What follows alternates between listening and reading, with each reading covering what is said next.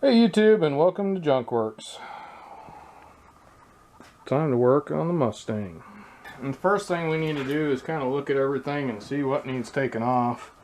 I'm just gonna go ahead and unhook this, pull this heater hose off here, and I gotta get back out of the habit of putting stuff on here on the edges. I know this car needs a paint job and all that, but something I was trained a long time ago was never set your tools on a car regardless of what the paint job's like. That way you won't get in a habit. Also, I even just watched a show the other day, and somebody was working on a rig and went to take it for a test drive, and they showed how like 2 or 3 wrenches fell out from underneath this car because people set their tools everywhere. And that's the #1 way tools go missing, is if you set your tool down somewhere, it ends up on the ground. Some other guy gets lucky enough to pick it up off the ground. We have lots of little vacuum hoses. Well, a couple little vacuum hoses. One down here. And these are definitely things that are going to have to be replaced at some point. And the fuel, where the fuel goes in at here, I like using a cheap pair of side cutters to usually pull these off. Now a lot of this stuff is actually newer to the car, but excuse me, a lot of the things on here are actually very stock to the car. I don't think a whole lot of stuff has changed in here. In fact, I even have the original Fomoco window shield wiper bag thing and stuff for it. This car was fairly original when I got it. Minus the fact it has a different motor in it, but regardless, I changed the fuel pump in this, and the fuel filters, and all these lines were new. Not long, I mean, that was kind of the first thing I did just so I could start driving it. And unfortunately, it has sat long enough now to where it's probably not going to work anymore, and they'll just have to be replaced again. But regardless, that pretty well takes that. I'm not going to worry about pulling that off right now. Now we got the springs and stuff over here. First thing I'm going to do is pull this spring off of here. Now, this car actually was taken to the track at one point, and at my local track, at the back when I used to race anyway. Okay. You'd have double springs, so I'm definitely going to keep a hold of these, because I don't know if all local track or all tracks are that way, but you had to have double springs on your carburetor to race it, so don't want to lose those.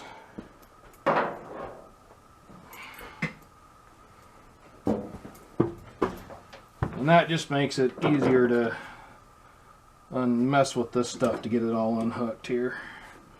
Now there's 2 little clippy things here that you push up on this one anyway. It's kind of very similar to what you'd have in your, I gotta get a screwdriver, I don't know. Kind of similar to what you'd have in your door that hold the rods and window rods and those kind of things. Just pull up on it and then that pulls off of there. Just like that. Don't lose this. Looks like it'll actually come off of there. Oop. So I am going to pull that off as well so I don't lose that. And if you don't know where things go and you're not used to doing this kind of stuff, bag and tag, what they call bag and tag everything. Put it in a plastic bag and mark down where it goes. And I probably will still do that just because it's been so long since I have done this kind of stuff. Okay, and then on the back here, there appears to be another heater hose of some sort here. It had a clamp on it, but it pulled off. Okay, I believe that is all she needs, so we should be able to start pulling that off. I got a 7/16, I believe. Yeah, 7/16. Should be a screw here, one here, down here, and over here. 4 of these, or nuts anyway.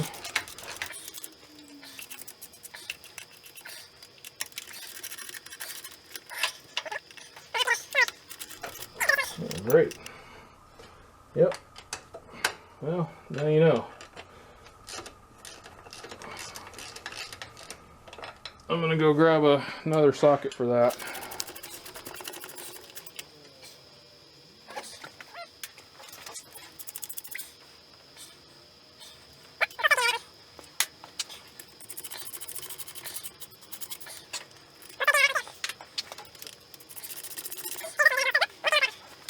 In theory, that should come off of there.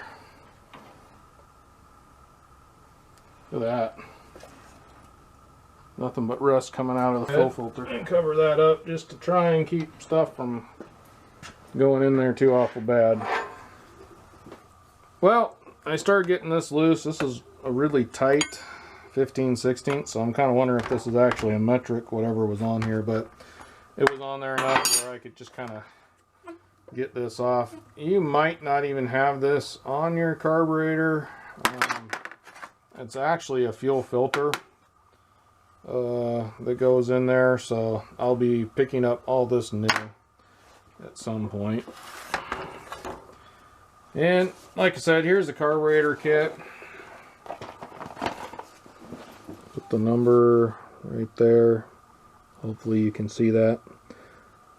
And quite honestly, I've had this sitting in the garage for a while now, and I have no idea if it's even the right kit. I never did even open it up, I don't think, and look.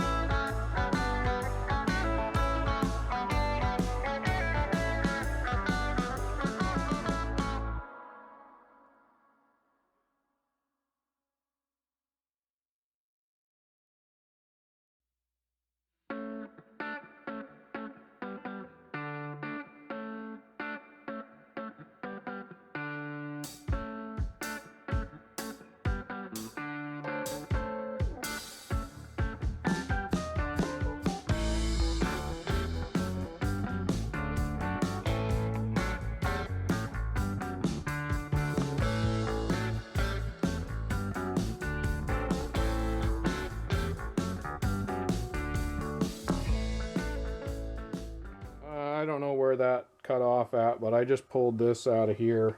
It was just down in here. And it's got like a little, it kind of appears to be like a, can't tell if it's a copper gasket or what, but regardless, I'm going to leave that on there for now and stick it over here. It'll probably fall off, but and then I couldn't get this out of here. I'm not sure if that's like a jet or exactly what that is. I used to know these things, but it's been a decade or two since I've actually really torn an automobile carburetor apart. So anyhow, I'm going to throw this down in here. I think I've torn it apart enough. And something I thought I should show you for now, what I used to tear it apart. I had a 3/8, a driver. I probably could have gone without this. I used a 1/4 inch for some of it, and then just these 3 screwdrivers here. Probably could have got away with just the 2, but sometimes this one works. So anyhow, that's all it took to pull that thing apart where it is right now anyways. I'm going to go ahead and try and soak it, see what happens, and I will be back when I'm done doing that. Well, thanks for watching Junkworks DIY Garage, where I'm proud to be a jack of all and master of none. You all have a good one.